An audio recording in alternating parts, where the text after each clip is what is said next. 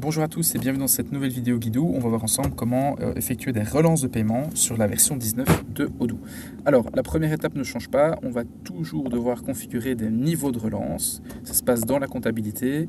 Ici, j'ai programmé un premier appel après 10 jours de la date d'échéance. En l'occurrence, j'ai choisi d'envoyer un email. Vous pouvez aussi envoyer des SMS ou des lettres. Faites attention que les SMS et les lettres consomment des crédits que vous devez acheter à Odoo. Vous devez sélectionner ou créer votre propre modèle d'email. Ici, j'ai sélectionné le modèle classique de rappel de paiement. Et enfin, décider de si vous souhaitez que la règle s'exécute automatiquement. Dans mon cas, je le fais de manière manuelle.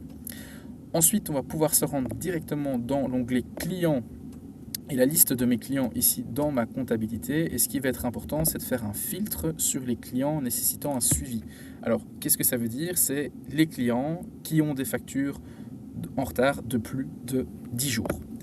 Et j'en ai quelques-uns ici. Et alors, ce que je vais pouvoir faire, c'est directement ici, rentrer dans la fiche du client, dans l'onglet comptabilité et envoyer mon mail de relance.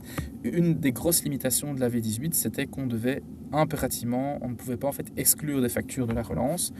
En version 19, ça a été corrigé.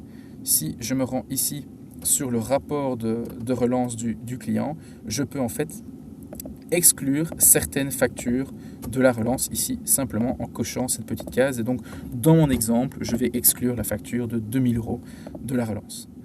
Je peux donc revenir à mon client et simplement ici cliquer sur envoyer pour envoyer ici l'email de relance à mon client. Et petite précision, si vous souhaitez le faire en masse, donc pour l'ensemble des clients qui nécessitent un suivi, vous pouvez ici sélectionner l'ensemble des clients, aller dans Action et suivi des processus.